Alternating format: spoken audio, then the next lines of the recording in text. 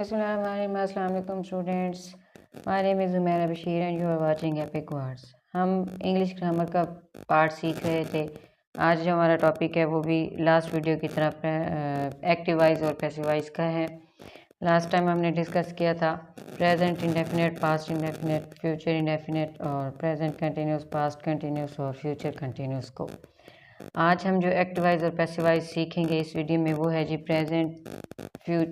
Present, past, future, perfect tenses के हवाले से। मैंने लास्ट अक्सर वीडियोस में अपने सारे टेंसेस बताए हुए हैं। अगर आपको टेंसेस नहीं आते, टेंसेस का में आपका मसला चल रहा है, इशू है, तो आप प्लीज़ टेंसेस पढ़ें, टेंसेस को सीखें। टेंसेस को सीखने के बाद ही हम इस काबिल हो सकेंगे, इस एबल हो सकेंगे कि हम एक्टिवाइज और पैसिवाइज कर सकेंगे। कोई मसला नहीं है, कोई परेशानी नहीं है। मेरी वीडियोस आप जाके देखें, आपको टेंसेस इंशाल्लाह समझ में आ जाएंगे। एक्टिवाइज और पैसिवाइज की तरफ चलते हैं। मैं थोड़ा सा आपको बताती चलूँ कि प्रेजेंट परफेक्ट टेंस में, पास्ट परफेक्ट टेंस में और फ्यूचर परफेक्ट टेंस में हमने कौन कौन सी वर्ब की फॉर्म यूज़ की थी, हेल्पिंग वर्ब कौन कौन सी यूज़ की थी। प्रेजेंट परफेक्ट टेंस में हमने हैज़ और हैव को यूज़ किया था। पास्ट परफेक्ट टेंस में हमने एक ही हेल्पिंग वर्ब यूज़ की थी और वो थी हैड। फ्यूचर परफेक्ट टेंस में विल हैव और शैल हैव को यूज़ करते हैं, लेकिन mostly will have he use होता है। इन रेयर केसेस हम शैल हैव को यूज़ कर लेते हैं। अब चलते हैं एक्टिवाइज और पैसिवाइज की तरफ। वहाँ पे देखते हैं कि कौन सी वर्ब की फॉर्म यूज़ होगी कौन से टेंस में। हैव बीन जो हम यूज़ करेंगे वो प्रेजेंट परफेक्ट टेंस में यूज़ करेंगे जब हम एक्टिवाइज बना रहे होंगे, और हैड बीन कहाँ पे यूज़ करेंगे, पास्ट परफेक्ट टेंस में जब हम एक्टिवाइज और पैसिवाइज बना रहे होंगे। फ्यूचर परफेक्ट टेंस में जो वर्ब की फॉर्म यूज़ करेंगे वो विल हैव बीन। अब मैं आपको थोड़ा सा हिंट दे देती हूँ, टिप और ट्रिक दे देती हूँ। ये present perfect tense, P for present, P for perfect, P for past, P for perfect, F for future, P for perfect।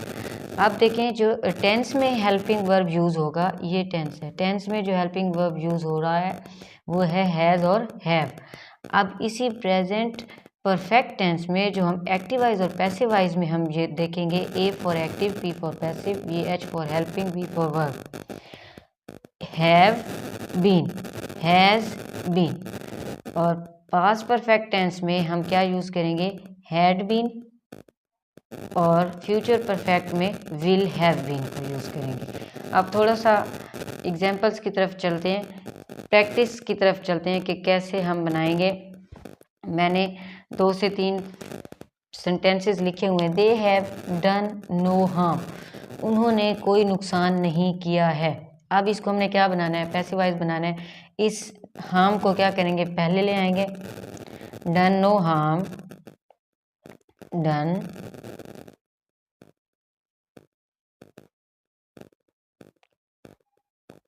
No harm, done no harm, has been done by them. ये has been, ये have been था, ये have है, और हमने क्या करना है, हैज़ यूज़ करना है। क्यों, क्योंकि अकेला नुकसान है, सिंगुलर फॉर्म है। Worker have made the arrangement, workers जो हैं वो क्या कर रहे हैं, अरेंजमेंट मुकम्मल कर चुके हैं। अब ये कौन सा टेंस है, पास्ट पर प्रेजेंट परफेक्ट टेंस है, तो हम लिखेंगे अरेंजमेंट्स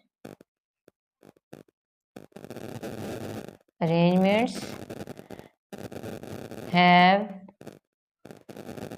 made by workers।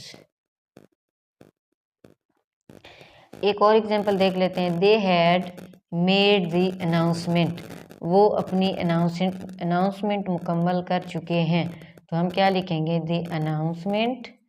अब ये हैड आ गया, हेल्पिंग वर्ब हैड है। हैड मैंने आपको बताया था, हैड कहाँ पे यूज़ करते हैं, पास्ट परफेक्ट टेंस में।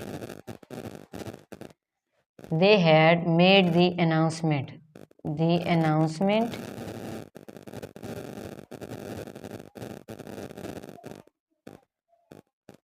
had been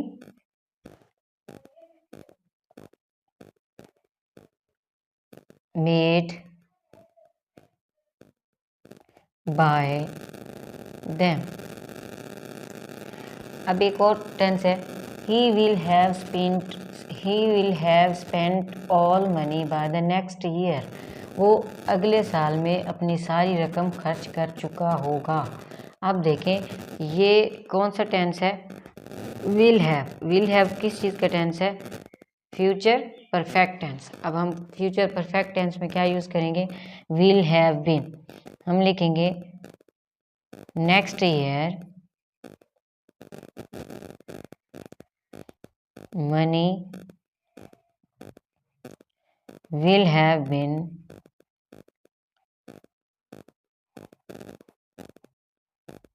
have been spent। ये आ गया पैसे वाइज। अगर वीडियो अच्छी लगे तो लाइक करें, सब्सक्राइब करें, शेयर करें। Thank you.